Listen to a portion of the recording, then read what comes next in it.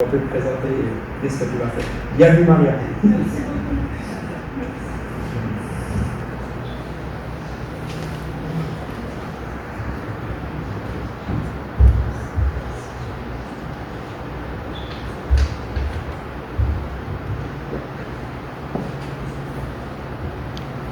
Alors, est-ce que vous m'entendez? Oui. Super. En tout cas, merci beaucoup. Moi, j'ai proposé ce moment musical et de prière à David. Je ne sais pas si vous êtes familier avec cette petite voix de la dissuasion. Alors là, je l'ai vraiment bien entendue. Et cette petite voix, elle me disait est-ce que tu penses vraiment que c'est une bonne idée d'offrir un moment musical? Après tout, ce jour-là, tu vas te sentir plus vulnérable, tu vas avoir moins de ressources, tu auras le cœur en peine. Et je pense que le Seigneur, au contraire, il nous apprend que c'est peut-être encore plus dans ces moments-là que ça vaut la peine de se lever, prier et d'aller donner. La musique, pour moi, c'est sans aucun doute une de mes manières les plus profondes de donner. Et ce que je vais partager avec vous, c'est une composition que j'ai écrite pour une amie, il y a plus d'une dizaine d'années en arrière, alors qu'elle était en train de perdre son papa. Donc il était atteint d'une terrible maladie, une sclérose en plaques qui littéralement l'enfermait dans son corps. Et donc vous pouvez imaginer, c'était des moments douloureux pour elle. Et il se trouve qu'au même moment, moi aussi, je traversais une saison plus aride. On s'est fait une surprise. Elle m'a écrit une série de textes qui sont magnifiques. Et moi, je lui ai écrit ce morceau avant tout pour le piano. Donc si nous étions toutes les deux pianistes, mon instrument principal restait le violon. Donc pour moi, l'idée, c'était que l'histoire soit portée par le piano.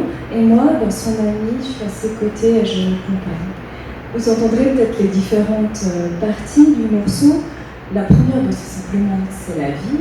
Et après, ça raconte comme des fois, on est frappé d'un deuil, d'une maladie, accompagner quelqu'un dans la maladie et éventuellement perdre cette personne. Et l'histoire, elle raconte aussi comme au travers de la prière, c'est incroyable comme quand on se met justement en présence de Jésus tel qu'on est, avec nos peines, avec nos imperfections, voire nos dissonances, comme il transforme le cœur pour vraiment nous ramener à la joie et au renouveau. Et là, ça m'a justement fait penser au psaume 31. Tu as changé mon deuil en allégresse, tu as détaché mon sac et tu m'as ceint de joie. Et c'est vraiment cette joie-là que j'ai envie de partager aujourd'hui avec vous, non seulement en mémoire de ma maman, mais aussi pour tous ceux que vous avez perdus, pour tous vos parcours de deuil. Quelques mots sur ma maman. Elle est née dans un camp de réfugiés, peu après la Seconde Guerre mondiale. Elle a toujours eu à cœur les personnes plus vulnérables, qui ont besoin d'inclusion, la diversité des cultures et aussi des religions. Elle a d'ailleurs servi pendant de longues années au centre œcuménique des églises. Et quand elle est partie à la retraite, elle a servi comme bénévole ici à Lyon au magasin du Monde. Et l'année passée, elle était en parfaite santé, quand tout d'un coup, elle a été frappée d'une maladie foudroyante. On n'a rien compris en l'espace d'une semaine, elle est partie. Une semaine. Et quand je parlais justement de ce renouveau, je voulais juste partager avec vous comment cette grâce, j'ai reçu cette grâce dans ma vie. Alors c'est simplement, concrètement, se lever le matin comme si c'est Noël. Et c'est vraiment une bénédiction, c'est une grâce qu'on reçoit. Je ne dis pas que ça a été facile, mais pouvoir se réveiller et se dire « Waouh, je suis en vie, c'est bon, je ne sais pas de quoi demain est fait. Comment je peux te servir?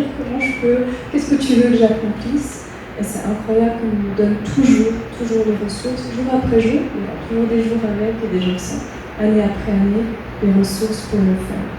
Et puis un dernier petit mot pour ma maman, simplement pour lui dire que j'espère qu'elle entendra ce morceau et je suis confiante qu'elle entrera en résonance avec mon prière. Merci.